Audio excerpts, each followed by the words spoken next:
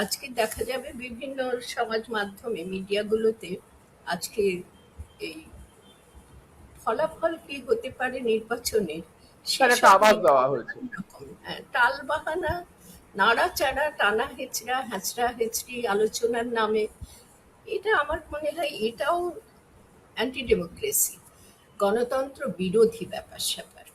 গণতন্ত্র যদি মানতে হয় তাহলে জনগণ, এই দেশের জনগণ সকলেই, জনগণ বলতে তারও একটা আমরা নির্দিষ্ট অর্থ করেছি, যে জনগণ শিক্ষাবিহীন, যে জনগণ খাদ্যবিহীন, সর্বপ্রকার সুবিধাবিহীন, তাদেরকে আমরা জনগণ বলি। কিন্তু আসলে তা না। গণতান্ত্রিক আমাদের দেশে সকলেই আমরা জনগণ, সমস্ত দেশবাসী সকলেই আমরা জনগণ। পিপল যেটা ইংরেজিতে বলে, পাবলিক যেটা ইংরেজিতে বলে, সেটাই। এবং সেখানেও আমার মনে হয়, আমি অন্তত রাজি নই কোনো বিভাজন করতে। ধন, দল, মান, টান ইত্যাদি ইত্যাদি ইত্যাদি এসব বিভাজন করার একেবারেই অগণতান্ত্রিক। তো যেটা আমাদের দেশটা যে গণতান্ত্রিক, গুরুগম্ভীর এই শব্দটা বললে অনেকেরই মনে হবে এই আবার গুরুগম্ভীর কথা বলতে বসেছে।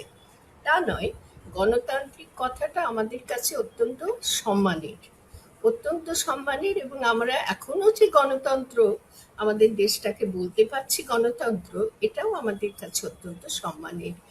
কিন্তু মাঝে আমরা দেখেছি, আজকের আমি এই গত নির্বাচনটা হওয়ার আগে পর্যন্ত অত্যন্ত মুষড়ে ছিলাম, অত্যন্ত মুহ্যমান হয়েছিলাম যে কি চলছে, কি ঘটছে দেশটাতে।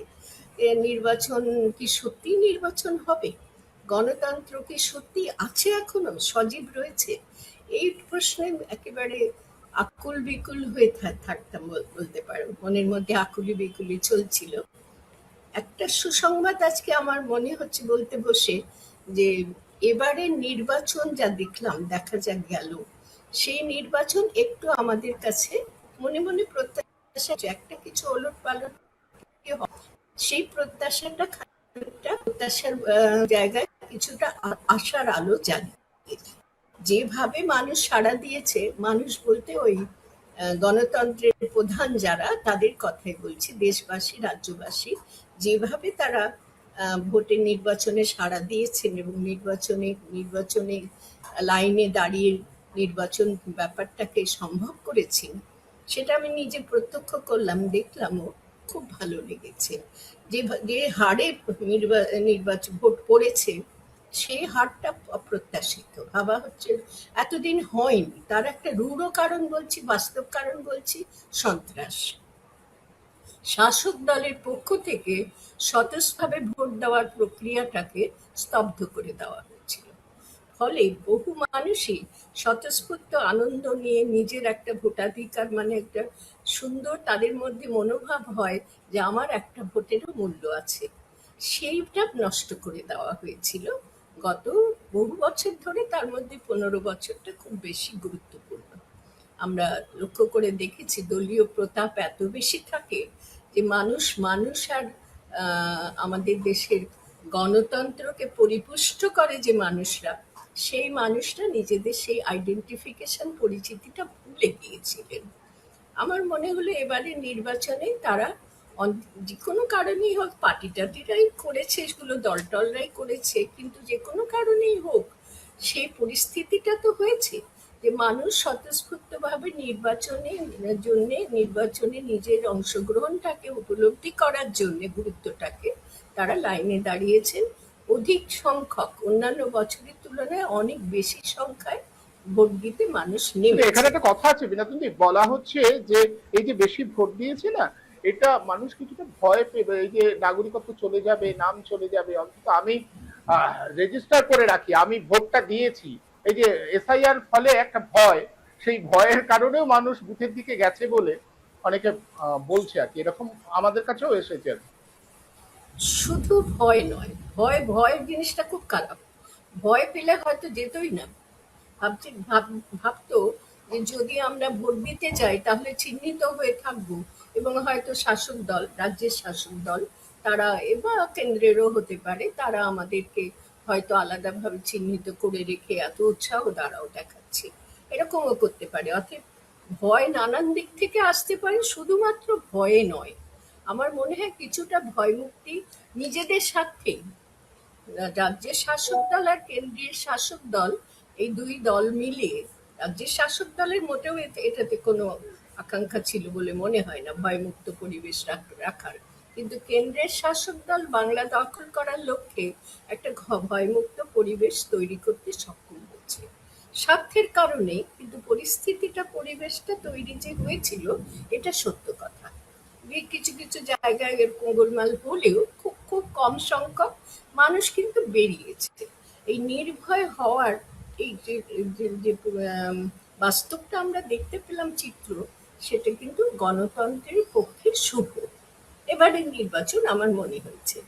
কিন্তু তুমি যে প্রশ্নটা করছিলে সেখানে আমার নিজের যে নিরীক্ষণ, খুব সংক্ষেপে বলি, বেশি সময় নিয়ে নেওয়া হয়ে যায়।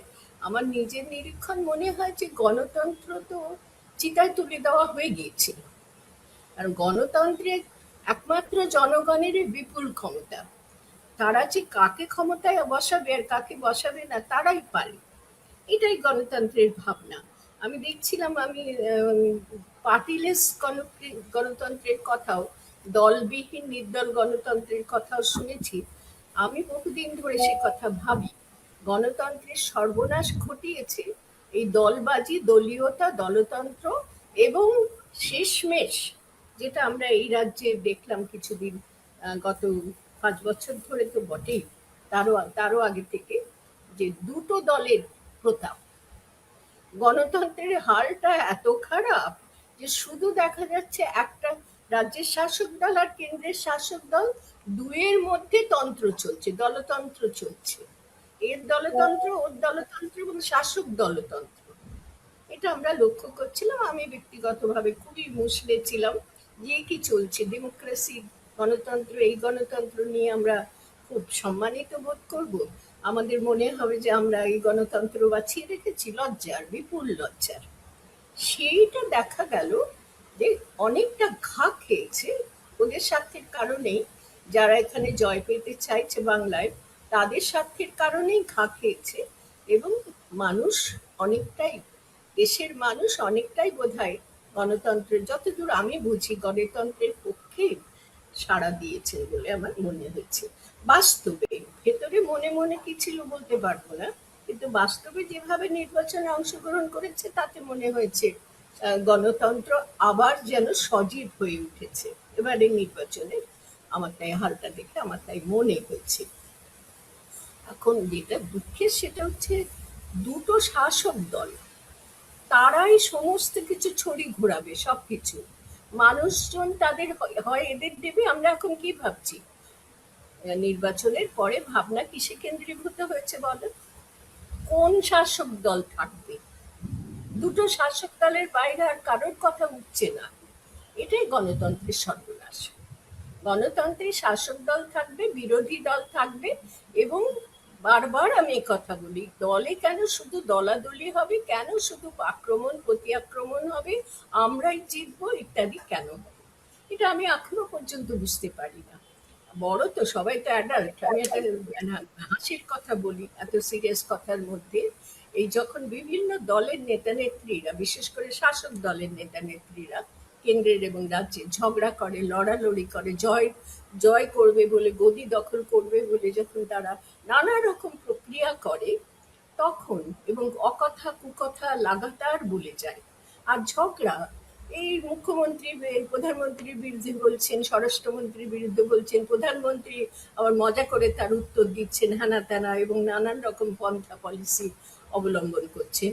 আমার একটা ছোট্ট প্রশ্ন মনে হয়, দেশে তো ছোটরা বড় হচ্ছে, দেশের ছোটরা তো বড় হচ্ছে, প্রতিটি ঘরেই ছোটরা আছে। তারা কি দেখছে বড়দের এই নেতা নেত্রীদের আচরণ? কি দেখছে? সর্বক্ষণ পরস্পর পরস্পরের বিরুদ্ধে বলে, নানান রকম ভাবে অকথা কুকথা ব্যবহার করে। ছোটরা কি শিখছে তাদের কাছে? তারা কি দেশ চালাবে? কি তারা ছোটদের কাছে কোন শিক্ষণীয় প্রক্রিয়াটা তুলে ধরছে? এটা তো ভাববার বিষয় নয় কি? টেলিভিশন আজ ঘরে ঘরে, মোবাইলও ছেলেপুলেদের হাতে। তো সেই টেলিভিশনে তারা দেখছে কেবল ঝগড়া করছে, কেবল বিরোধিতা করছে, আমাদের জয় হবেই, আমরা জয় জিতবো, অমুক তমুক খানা টানা ইত্যাদি। এই যে ছবিটা, এই ছবিটা দিনে দিনে বাড়ছে কেন? আগে দলে দলে ঝগড়া হতো, এখন শাসক দলে ঝগড়া লড়াই হচ্ছে। নির্বাচন কিসে পরিণত হয়েছে? এটা গণতন্ত্রের কথা বললাম। এই গণতন্ত্রের এই রূপটা দেখছি টোটালি পুরোপুরি সম্পূর্ণভাবে দলতন্ত্র এবং শাসক দলতন্ত্র। আর আরেকটা কি দেখা যাচ্ছে, নির্বাচন যে প্রক্রিয়ায় গণতন্ত্রকে বাঁচানো যায়, মানুষ তাদের অধিকারকে প্রয়োগ করতে পারে নির্বাচনে, নেতা নেত্রী নির্বাচনে প্রতিষ্ঠা করার ক্ষেত্রে, সেখানে কি দেখা যাচ্ছে না, নির্বাচনটা একটা লড়াইয়ে পরিণত হয়েছে। আয় দেখি, মানে তুই তোকারিও করে, আয় দেখি আমার সঙ্গে কি করে লড়বি। ওরা আবার বলছে যে হ্যাঁ ঠিক আছে আমরাও দেখছি। এই যে লড়ালড়ির ভাব, নির্বাচনটা কি লড়াইয়ের কথা? নির্বাচনে লড়াই? চুপচাপ দেখো বাবা, ভালো কাজ করো সারা বছর ধরে, 5 বছর ধরে, মানুষ যদি দেখে ভালো কাজ করেছে, আমাদের উন্নয়নের জন্য কাজ করেছে, আমাদের অবস্থার উন্নয়ন ঘটেছে, উন্নতি ঘটেছে, তারা স্বতঃস্ফূর্ত ভাবে ভোট দেবে। চুপচাপ তুমি বসে থাকো, সেটা হয় না কেন? এই সভ্যতার এই রূপ আমরা তো দেখছি, সভ্য সময়ে এই অসভ্য রূপটা আমরা দেখছি। নির্বাচনকে আমরা একটা অসভ্য প্রক্রিয়ায় পরিণত করেছি, যে নির্বাচন অত্যন্ত সুস্থ, সুন্দর, শান্ত পরিবেশে হওয়ার কথা। এটা আমার বিশেষভাবে মনে হয়, আজকে সেই প্রশ্নটা তুললাম। আরেকটা কথা মনে হয়, সেটা বলে শেষ করছি, সেটা হচ্ছে একটা রাজ্য পরিচালনা করা, পাশাপাশি সমগ্র ভারতবর্ষের যা বিশাল চেহারা এবং সমস্ত দিক থেকে যে বৈচিত্র্য, সমস্ত ভারতবর্ষ পরিচালনা করা। তা আমরা গত নির্বাচনে রাজ্য পরিচালনার কথাই বলবো কেবল। একটা রাজ্য পরিচালনা কি চারটিখানি কথা? সমস্ত মানুষের সব সুযোগ সুবিধা আমি যদি মুখ্যমন্ত্রী হই, আমি যদি বিশেষ মন্ত্রী পদে থাকি, আমাকে করতে হবে। নিজের স্বার্থ ভুলতে হবে, নিজের বিশ্রাম থাকবে না, শুধু প্রত্যেকের জন্য আমাকে ভাবতে হবে, সেই পরিস্থিতি এনে দিতে হবে। এবার আমি একটু রেখে শেষ করছি। সেই জায়গায় বসবার জন্য, সেই চেয়ারটা অধিকার করার জন্য, সেই গদিটা লাভ করার জন্য এত লালা ঝরে কেন? কেন মনে হয় যে আমি আমি নেব, আমি নেব, আমি নেব? বাচ্চাদের যেমন একটা চকলেটের প্যাকেট যদি অভিভাবক নিয়ে আসে, একটা যদি আনে, তো দুটো বাচ্চার মধ্যে যেরকম ঝগড়া হয়, আমাকে দাও, আমাকে দাও, আমি ভাগ করে নেব, কিন্তু আমাকে দাও, আমার হাতে থাকবে ক্ষমতাটা, ভাগ করার ক্ষমতাটা। ঠিক সেই ধরনের লড়ালড়ি হয় আমাদের দেশে রাজ্য পরিচালনা করবার জন্য। এই নির্বাচন তো তাই হয়েছে। কেন্দ্রীয় শাসক দলেরা ভাবছে আমরা বাংলা দখল করব, এরা ভাবছে যে আমার হাত থেকে ছিনিয়ে নেবে। এই যে রাজ্যটাকে চালানোর জন্য লালসা, লোভ, এইটা আমাকে খুব ভাবায়। আমায় যদি কেউ এখন বলে তোমার হাতে তুলে দিতে দেব আমরা নিঃশর্তে, আমি তো বাবা ভয়ে কোটি কোটি মাইল দূরে দূরে ছুটতে লাগবো, যে এইরকম কাজ, এই কাজ কি করা সম্ভব? আমার পক্ষে সম্ভব না। প্রতিটা মানুষের মুখে হাসি ফোটানো, প্রতিটা ঘরে ক্ষুধার্তবিহীন মানুষ থাকবে, ক্ষুধাবিহীন মানুষ থাকবে, শিক্ষাবিহীন মানুষ, শিক্ষা সম্পূর্ণ হয়েছে এরকম মানুষ থাকবে, চাকরি পেয়েছে, কাজ পেয়েছে এরকম মানুষ থাকবে। আমাকে এই জায়গায় বসিয়ে দিলে আমি তো পাগল হয়ে যাব। তা না, এরা সেই জায়গায় বসবার জন্য উন্মাদের প্রায়। নিজেদের মধ্যে মারামারি, হিংসে, লড়ালড়ি, এটা তো আছেই। সব থেকে যেটা অন্যায় এরা করে, সেটা হচ্ছে নিজেরা খুব নিরাপদ জায়গায় থেকে সাধারণ মানুষকে লড়িয়ে দেয়, আমার দল, আমার দল। এই সাধারণ মানুষ কি করে, একটা দলের পক্ষে যায়, শাসক দলের পক্ষে যায়, কেন্দ্রীয় অথবা রাজ্য দলের পক্ষে যায়। এই পরিস্থিতিটাকে বদলানো যায় না। কিভাবে বদলানো যায় সেই প্রসঙ্গে যদি তুমি আসো, এরপরে সেই পর্যায়ে সেই কথা আমরা বলবো। কোথায় গলতটা কোথায়, সেটা চিহ্নিত করে গলতটা দূর করার উপায়ের কথা বলবার চেষ্টা করব। বেশ, আমি এই প্রসঙ্গে আসি উজ্জয়নীর কাছে। উজ্জয়নী, যেটা আমাদের প্রত্যাশা, যে যদি শাসক দুর্বল হয়, যে পূর্বাভাস বিভিন্ন সমীক্ষা থেকে উঠে আসছে, সেই নির্যাসটাকে পড়ে আমরা এভাবে ভাবতে চাইছি যদি দুর্বল হয় তাহলে। হ্যাঁ বলুন। একটুখানি আমি তোমাকে ছোট বলে এই অধিকারটা নিচ্ছি তোমার উপরে, মানে অভিভাবকত্ব না না করছি, সেটা বলুন। হচ্ছে শাসক কথাটা কি খুব আমাদের জন্য ঠিকঠাক? কারোর জন্য ঠিকঠাক শাসক না, কেন হবে? শাসক একদমই। কেন হবে? শাসক তো নেতা ঠিক বা নয়, নেত্রী হবে। নেতা নেত্রী কিংবা যারা যেতে সেটা দলটা তো আমাদের সরকার হয়, যে দল ক্ষমতায় আসে সে একদম, সরকার একদম। হয়, জনগণের সরকার সরকার, হয়। সরকার। আমরা তো সরকারকে মানে ওই যে বললাম যে স্বাভাবিক যেটা সেটা অস্বাভাবিক হয়েছে, আমরা শাসক বলতে এখন অভ্যস্ত, যেটা স্বাভাবিক হয়ে গেছে। ঠিক এই জায়গাতেই হ্যাঁ, আমি আসবো। সেটা উজ্জয়িনী নিশ্চয়ই বলবে সে হ্যাঁ হ্যাঁ, শব্দে। আমি কিন্তু একদমই শাসক বলার পক্ষে নই। সরকার আমরা হটিয়ে দিয়েছি, সরকার কিন্তু দেশে আর নেই। দল আছে, দলের দলের সব প্রতিনিধিরা দল যারা। আছে, শাসক আছে, শাসক দল আছে, দল আছে, হ্যাঁ, শাসক দল আছে। সরকার একদম। কিন্তু কোথাও দেখতে পাওয়া যাচ্ছে না, একদম পালিয়ে গেছে সরকার। বেশ, আহ, উজ্জয়িনী একদম খুব এই এই এই স্বাভাবিক। এই বিষয়টা নিয়ে আমার জিজ্ঞাসা, উজ্জ্বল, যে প্রত্যাশাটা আমরা করছি যে দুর্বল হলে, যদি দুর্বল হয়, আসলে আমরা তো জানি গণতান্ত্রিক ব্যবস্থায় যেই আসুক শেষ পর্যন্ত শাসক হয়, শাসক দল হয়। তা সে যদি দুর্বল হয় আমরা একটু স্বস্তিতে থাকতে পারি। এই যে আমাদের চাহিদা, আপনি আমাকে বলছিলেন যে এমনটা নাও হতে পারে, কারণ এই রাজ্যের যা অতীত বা এ রাজ্যের নির্বাচনী যে ইতিহাস, সেটা বলছে যে একেবারে পুরোপুরি হয় এদিকে পুরোপুরি নয় ওদিকে পুরোপুরি, এবং মূলত এ রাজ্যের ইয়েটা হচ্ছে স্থিতাবস্থাপন্থী। বাংলা বাঙালি মূলত এই সংসদীয় রীতিনীতির প্রতি খুব স্থিতাবস্থাপন্থী, তারা পাল্টাতে চায় না, আর পাল্টালে একেবারে ঢেলে পাল্টায়, এমনটাও হতে পারে। কিন্তু আমি বলতে চাই যে এই পূর্বাভাসটার নির্যাস করেই আমরা যদি বুঝবার চেষ্টা করি যে যদি দুর্বল হয়, সত্যিই কি কোনো সুরাহা মিলতে পারে, নাগরিক সমাজ বা নাগরিক সত্তা তৈরি হওয়ার কোনো অবকাশ তৈরি হতে পারে সেই সূত্র ধরে? আলোচনা ৪ তারিখে নির্বাচনের ফলাফল বেরোবে তার আগে। তবে এ প্রসঙ্গে একটা কথা না বললেই নয়, আপনার প্রশ্নে সরাসরি আসার আগে।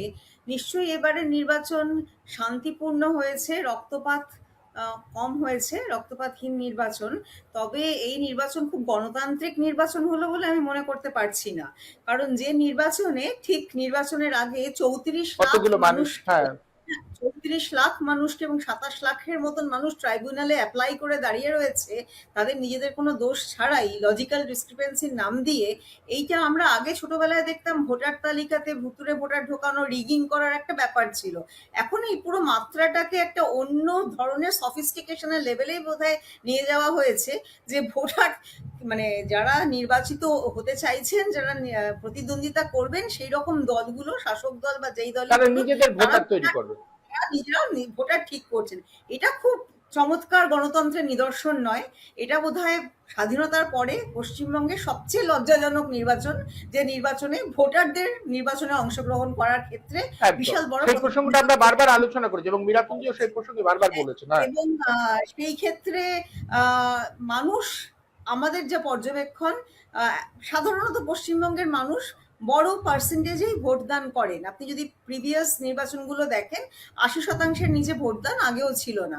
এবার সেটা বেড়ে যদি ৯০% হয়, অবশ্যই এসআইআর এর ভয়ে মানুষ ভোটদান করতে গেছেন।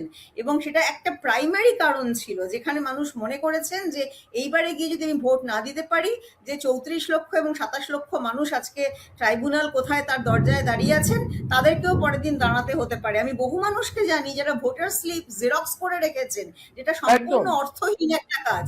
কিন্তু তারপরও এতটাই ভয়, ভিতরে এতটাই আশঙ্কা যে তারা ভোটার স্লিপটাও জেরক্স করে রেখেছেন, কারণ তারা জানেন। এবং এই ভয় সৃষ্টি করার পিছনে রাজনৈতিক দলগুলোর মদত আছে। বিভিন্ন রাজনৈতিক দল থেকেও হুইসপারিং করা হয়েছে যে ভোটার স্লিপ জেরক্স করে রাখো, ইত্যাদি ইত্যাদি। কিন্তু আমাদের পুরো ব্যবস্থাটাই, আমি জানি না আমার কথা কি শুনতে পাচ্ছেন, আপনার ছবিটা খুব স্ট্যাটিক হয়ে গেছে, হ্যাঁ, আমি ফ্রিজ হয়ে আমার গেছে। আমার আমার আমাদের ইয়েটা আমি শুনতে পাচ্ছি, আপনি বলুন। আমাদের এখানে কিছু একটা সমস্যা হচ্ছে, তার জন্য আমার হ্যাঁ, ছবিটা ব্যাপারটা ইয়ে হয়ে গেছে। নির্বাচন কমিশন বাইরে থেকে এনকাউন্টার স্পেশালিস্ট নিয়ে আসছেন পশ্চিমবঙ্গে নির্বাচনকে একদম, নিয়ন্ত্রণ এটা করার জন্য, সেটাও একেবারেই গণতান্ত্রিক পরিবেশ বলে আমি মনে করতে পারছি না। নিশ্চয়ই আমাদের রক্তপাতহীন ভোট হতে হবে, নিশ্চয়ই আমাদের সংগঠনের একটা সবসময় ট্যাগলাইন অবাধ, শান্তিপূর্ণ, সন্ত্রাসমুক্ত নির্বাচন। কিন্তু সেটা এনকাউন্টার স্পেশালিস্টকে দিয়ে করানোটা যেন ভীষণ রকম একটা, মানে কি বলবো, মানে কোথাও পারপাসটাকে সেখানে এনকাউন্টার শব্দটাই তো খুব বেআইনি, খুব মানে তো গণতন্ত্রের সঙ্গে সেই যায় না। এনকাউন্টার স্পেশালিস্ট মানুষকে সিংহাম ইত্যাদি নানান রকম নাম দিয়ে তার একটা বন্দনা করার যে কালচারটা তৈরি হয়েছে, আমি একটি ব্যক্তি বিশেষের কথা বলছি না, এইটা এক ধরনের নির্বাচনের সময় সন্ত্রাস বন্ধ করতে গিয়ে আরেকটা যে ধরনের সন্ত্রাসের আবহাওয়া তৈরি করা হচ্ছে গণতন্ত্রের জন্য, আগামী দিনের গণতন্ত্রের জন্য, সেটা অত্যন্ত দুর্ভাগ্যজনক। এবং এই কালচারটা আমরা অন্য অনেক রাজ্যে দেখেছি হবে, যেখানে আপাত দৃষ্টিতে মানুষ হয়তো মনে হচ্ছে যে ঠিক আছে রক্তপাতহীন হলো, কিন্তু নিঃশব্দ রক্তপাত 34 লাখ ভোটারের হয়েছে, যে ভোটারগুলো এখনো পর্যন্ত জাস্টিস পায়নি, যারা ভোট দিতে পর্যন্ত পৌঁছতে পারেনি। এই রকম মানে আনপ্রেসিডেন্টেড, এরকম কখনো পশ্চিমবঙ্গে হয়নি। তারপরে এবারে আপনি বলছেন যে সরকার যারা নির্বাচিত হবে তাদের সংখ্যার নিরিখে তারা কমে। আমি তো দেখুন দুটো কথা, একটা তো আপনার সাথে আমার কথা হচ্ছিল, আমাদের মনে হয় এটাও একটা পূর্বাভাস। প্রথমত আমি এক্সিট পোলে বিশ্বাসী নই, আমিও মনে করি এক্সিট পোল হওয়াই উচিত না। যখন ভোট গণনাই হয়নি তখন এক্সিট পোল হওয়াটা খুব একটা ভালো দিককে কিছু মানুষকে ঠেলে দেয় না। আমরা তো সবসময় কি বলবো, মানে ডিক্রিমিনালাইজেশন অফ পলিটিক্স এর কথা বলছি, মানি and muscle power free politics এর কথা বলছি, সেইখানে এই এক্সিট পোল এটসেট্রার পিছনে অনেকটা মানি পাওয়ার কাজ করে। তো সেই জায়গা থেকে আমরা মনে করি যে সেটার একটা সীমাবদ্ধতা আছে।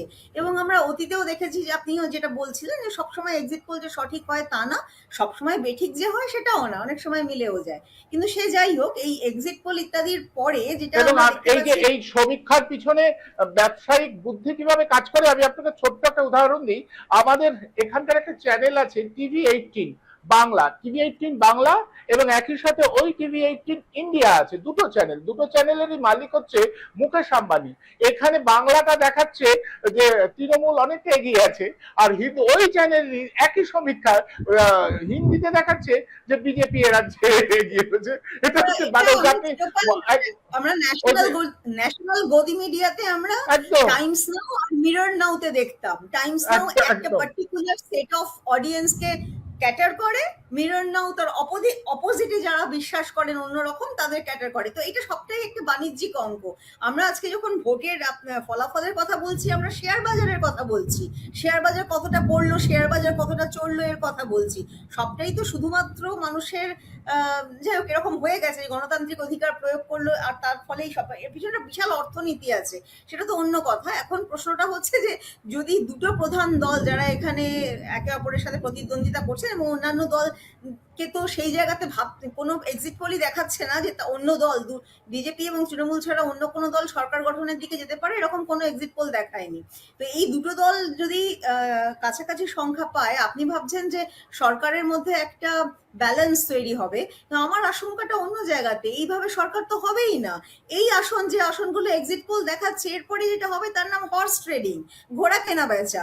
এবং এই ঘোড়া কেনা বেচা সারা ভারতে বিভিন্ন রাজ্যে হাজারবার হয়েছে, এবং বেশ কিছু রাজনৈতিক দল যাদের কাছে প্রচুর পরিমাণে টাকা রয়েছে তাদের একদম চমৎকার ট্র্যাক রেকর্ড রয়েছে, সে নিয়ে আমাদের প্রতিবেদনও রয়েছে কিভাবে হর্স ট্রেডিং হয়। আপনি ভাববেনও না যে অত সামান্য মার্জিনে সরকার পশ্চিমবঙ্গে গঠন হবে। যদিও ফলাফলটা আপনি এক্সিট পোল যা দেখাচ্ছে সেটাই যদি ফলাফল হয় এবং সেদিকে যদি মার্জিনটা কম থাকে, 1 নম্বর হবে হর্স ট্রেডিং, 2 নম্বর হবে দল বদল, যেটা একদম আমাদের যে গণতান্ত্রিক ব্যবস্থাতে আমরা এসে দাঁড়িয়েছি, যেহেতু এটা নিয়ে আমরা কাজ করি দীর্ঘদিন ধরে, আমরা এই প্রতিবেদন প্রকাশও করেছি, ফলোও করেছি।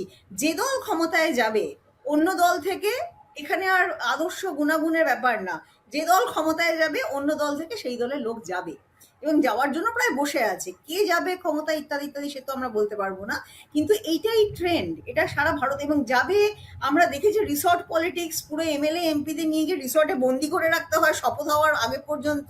এই জায়গাতে আমাদের গণতন্ত্র এসে দাঁড়িয়ে, গণতন্ত্রের একটা সূচক যেমন ভোট দিতে পারা, অন্য সূচক হচ্ছে যে এই মানুষ, এই যে হর্স ট্রেডিং, এর কোনো আইন নেই। আমাদের যে আইনটা আছে এত দুর্বল আইন, আপনি আম আদমি পার্টিতে কি হলো দেখতে পেলেন? এমন কোনো যে আইন একটা নেই যে আইনে আপনি মানুষ আপনাকে একটা ম্যান্ডেট দিল, আপনার দল হেরেও যেতে পারে, কিন্তু আপনাকে বিরোধী আসনে বসতে হবে এবং বিরোধী দলের কর্তব্য পালন করতে হবে। সেইটাতে দেখবেন অর্ধেক যারা জিতবে তার সাথে খুব একটা আগ্রহী না। কারণ এই কথাটা তো ঠিকই যে ক্ষমতার ব্যাপার, সবটাই ক্ষমতা। জনসেবা করার জন্য রাজনীতিতে, মানুষকে পরিষেবা দেওয়ার জন্য রাজনীতিতে আসে খুব কম মানুষই। যারা আসছেন তারা ক্ষমতায় থাকতে চান, ক্ষমতায় থাকার অনেকগুলো সুবিধা আছে, অনেকগুলো সুযোগ রয়েছে। তো ব্যাপারটা আমি যদি জনগণের পার্সপেক্টিভ থেকে দেখি, কিছুই কি পাল্টালো? কিছুই পাল্টালো না।